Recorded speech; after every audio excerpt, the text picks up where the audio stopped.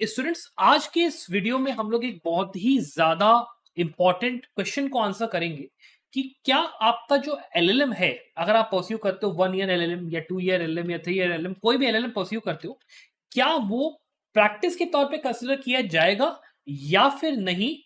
For the 3 year judiciary rule. Because इसके ऊपर इतना क्वेश्चन यहाँ पे कुछ स्टूडेंट्स को कंफ्यूजन है, डाउट है कि सर क्या मैं एलएलएम परस्यू कर रहा हूँ, क्या मैं प्रैक्टिस कंसिडर के तौर पे होगा नहीं होगा, या फिर मान लो अगर प्रैक्टिस कंसिडर नहीं भी होता तो क्या मेरी जो प्रैक्टिस उसमें ब्रेक तो नहीं आएगा, क्या एग्जैक्टली इसका स्टेटस है। इस वीडियो में मैं आपको पूरा डिटेल में क्लियर एकदम डेफिनेटिव आंसर इस पर देने वाला हूं, तो वीडियो को इस बार लास्ट तक पूरा देखिएगा। साथ ही में हमारे चैनल संभव लॉ को सब्सक्राइब करिएगा, बिकॉज हम लोग यहाँ पे रोज जो भी आपके CLAT PG, CVT PG, IIT Kharagpur या कोई भी आपका एलिमेंट्री एग्जाम हो, बैंकिंग एग्जाम्स हो, कुछ भी हो, उसके रिगार्डिंग में रोज यहाँ पे आपके लेक्चर्स लेते हैं, आपके अपडेट्स जो भी होता है पूरा रहता है। अलॉन्ग विद दैट हमारा व्हाट्सएप का, टेलीग्राम का ग्रुप ज्वाइन करिएगा ताकि आपको रोजाना जो अपडेट्स वगैरह आते रहते हैं, प्रैक्टिस क्वेश्चन वगैरह, वो आपको मिलते रहे। और साथ ही में अगर आपको हमारे कोर्सेज में भी एनरोल आपको मान लो मन है तो आप चेकआउट उसको कर सकते हो। अब बात करना शुरू करते हैं कि एग्जैक्टली यहाँ पे पहले मतलब क्या है सब चीजों को, तो फिर मैं एक एक करके आपको समझाता हूँ। देखो है क्या कि जब आप बात करते हो कि आपको प्रैक्टिस करनी है for the purpose of judiciary, तो उसका मतलब एग्जैक्टली क्या है। मतलब उसका यह है कि आपको पहली बात तो अपने आप को बार काउंसिल ऑफ इंडिया के अंदर एनरोल करवाने की जरूरत है। बार काउंसिल ऑफ इंडिया के अंदर मतलब स्टेट बार काउंसिल में एनरोल करवाने की जरूरत है, जहां से आपका प्रैक्टिस काउंट होना शुरू होगा कि हाँ भाई, जैसे मान लो मैंने दिसंबर 2024 में स्टेट बार काउंसिल के अंदर रजिस्ट्रेशन करवा दिया, मेरा प्रैक्टिस वहीं से काउंट होना शुरू हो गया। फिर वहां पर अब ये प्रूव करने के लिए कि भैया जैसे मान लो 2024 दिसंबर में आपने स्टेट बार काउंसिल में रजिस्ट्रेशन करवा लिया, क्या आप वहां से 3 साल तक रेगुलर प्रैक्टिस कर रहे थे, आपको लगाने क्या है, वकालतनामे लगाने। वकालतनामे का मतलब होता है पावर।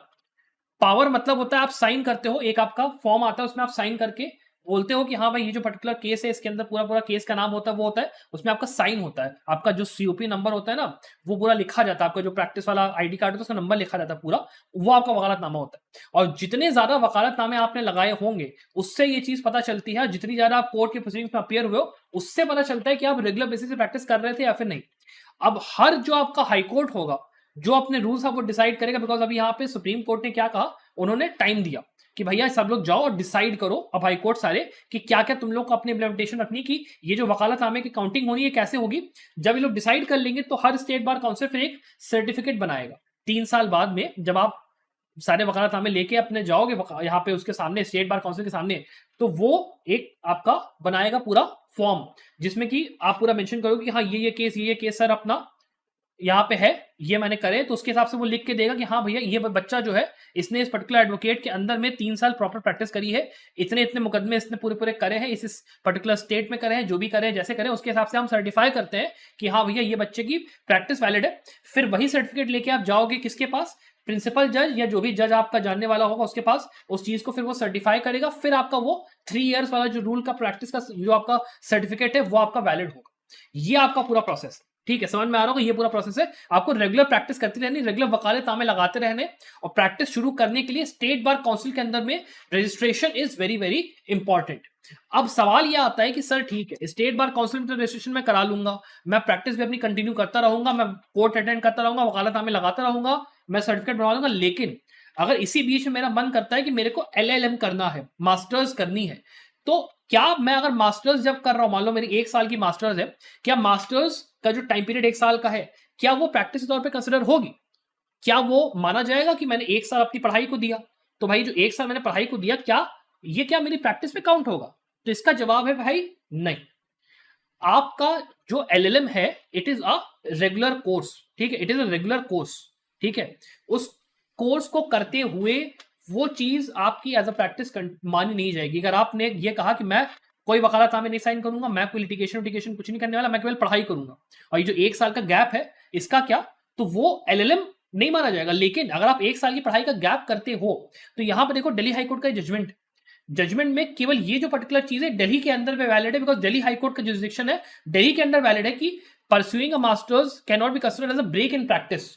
ब्रेक इन प्रैक्टिस नहीं माना जाएगा, अगर आप एलएलएम कर रहे हो ब्रेक इन प्रैक्टिस नहीं माना जाएगा। लेकिन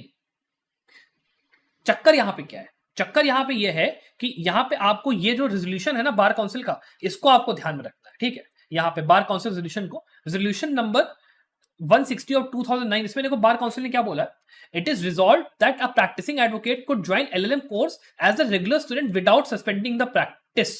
मतलब यहां पर कोई एडवोकेट अगर अपना full time LLM course as a regular student करता है तो उसकी प्रैक्टिस के अंदर में ब्रेक नहीं माना जाएगा। ठीक है, ब्रेक नहीं माना जाएगा। मतलब तुम प्रैक्टिस कर रहे थे 1 साल से, फिर तुमने फुल टाइम कोर्स ज्वाइन कर लिया, फिर 1 साल जब खत्म हुआ फिर तुमने अपना प्रैक्टिस दोबारा शुरू कर दिया, तो 3 साल जो हुआ, उस 3 साल में अगर आप एलएलएम परस्यू कर रहे हो तो आपका जो एलएलएम है वो एज अ ब्रेक कंसिडर यहां पे नहीं किया जाएगा, ये चीज है। लेकिन जरूरी यह है कि एलएलएम करते करते भी आप थोड़ा बहुत अपना प्रैक्टिस वगैरह करते रहो, वकालतनामे लगा सको तो लगाते रहो, बिकॉज जो प्रॉब्लम है वो प्रैक्टिकल प्रॉब्लम है। बिकॉज जब आप जाओगे जुडिशरी के, जब आप जैसे मान लो जुडिशरी का आपने एग्जाम क्वालिफाई करा, आप किसी भी पैनल या बोर्ड के सामने जब खड़े होगे, आज जब आपसे पूछा जाएगा, ठीक है, कि भाई आपने जो 1 साल एलएलएम करा, यहाँ पे क्या प्रैक्टिस है आपकी, ये तो आपका ब्रेक हो गया, ये हम कैसे मान लें कि 3 साल आपने रेगुलर प्रैक्टिस करी, ये आप बताइए ना हम। ये बहुत ही कन्वेंशनल सवाल है। उसका जवाब ये होगा कि हाँ भैया, मैं थोड़ा बहुत वकालतनामे लगा रहा था, I was still trying to practice, still मुझे कोर्स भी करना था। जैसे यहाँ पे लिखा है ना कि एक प्रैक्टिसिंग एडवोकेट को ज्वाइन एलएलएम कोर्स, मतलब मैं प्रैक्टिस कर रहा हूं, मैं एज अ प्रैक्टिसिंग एडवोकेट एक फुल टाइम कोर्स में एनरोल्ड था,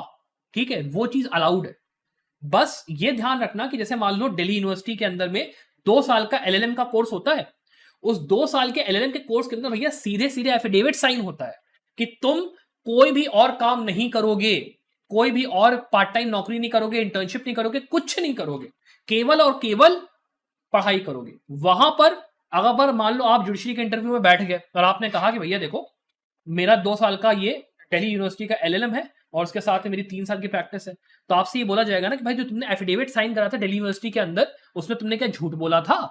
कि तुम भैया प्रैक्टिस भी कर रहे थे और साथ में तुम वो कर रहे थे? ये चीज थोड़ी ना अलाउड होगी। आप परजरी नहीं कमिट कर सकते ना भाई, एफिडेविट पे झूठ बोलना तो अपराध है ना, वो नहीं कर सकते। तो आईआईटी खड़गपुर में और दिल्ली यूनिवर्सिटी में जो 2 ईयर का एलएलएम होता है, वहां पे ये चीज आप नहीं कर सकते। बाकी जितने एलएलएम है इंडिया के अंदर में, वहां पे हर जगह पे अंडरटेकिंग जरूर साइन करवाते हैं कि सम सॉर्ट ऑफ कोई फुल प्रोग्राम नहीं ज्वाइन कर पाओगे, कुछ नहीं कर पाओगे, लेकिन कहीं भी कैटेगोरिकली ये मेंशन्ड नहीं है कि तुम प्रैक्टिस नहीं कर सकते हो, कि तुम अगर एक प्रैक्टिसिंग एडवोकेट हो तो तुम साला हमारा फुल टाइम कोर्स ज्वाइन नहीं कर सकते। ये कहीं नहीं लिखा है, और ना ये लिखा हुआ है कि आप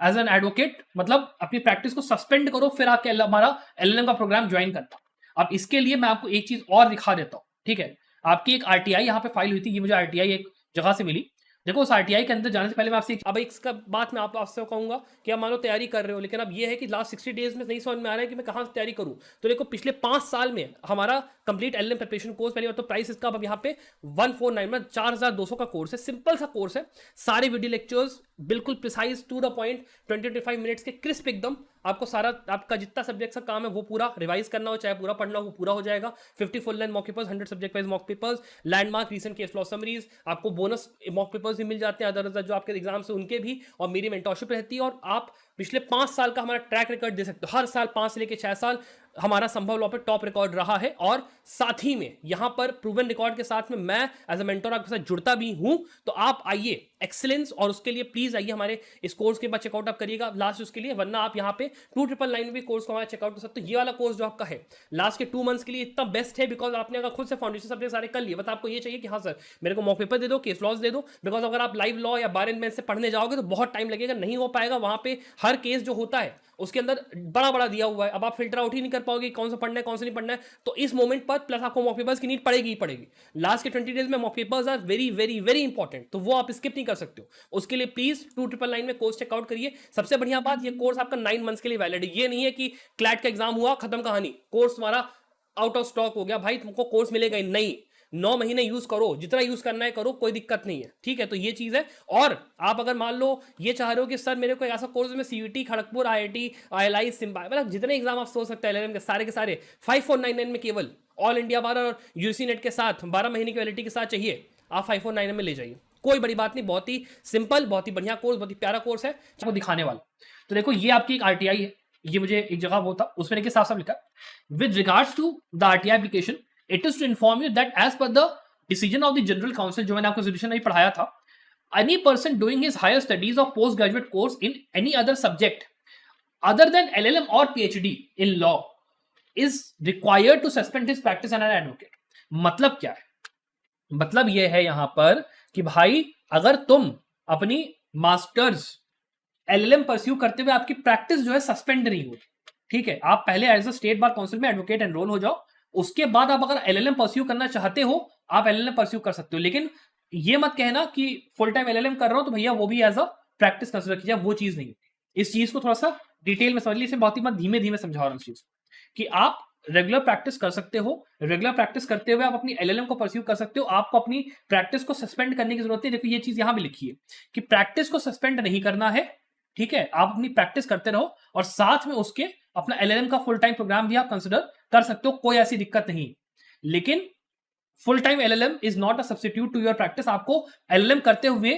कोशिश करनी है कि आप अगर पॉसिबल हो वकालतनामे लगाते रहो, कोर्ट में अपियर होते रहो बीच बीच में, भले छुट्टियों में आप जाओ अपियर हो जाओ, जिस भी आप पर्टिकुलर कोर्ट में एसोसिएटेड हो, जहां की भी आप मेंबर हो, छुट्टियों में जाके एनरोल करो, चाहे हफ्ते में या 2 हफ्ते में, मतलब कैसे भी आप करो, आपको एलएलएम करते हुए अपियर इसलिए होते रहना है बिकॉज जब आप जुडिशरी के अंदर में इंटरव्यू क्वालिफाई करोगे तो बोर्ड के सामने आपको ये जवाब देना होगा कि आपकी प्रैक्टिस का क्या हुआ, ठीक है, ये आपको जवाब देना है, तो वो आपके ऊपर आप कैसे करना चाहते हो, लेकिन आपकी प्रैक्टिस सस्पेंड नहीं होगी, it will continue, it will not break, ये मेन चीज है। एलएलएम काउंट नहीं होगा एज अ प्रैक्टिस, लेकिन ब्रेक भी नहीं होगा,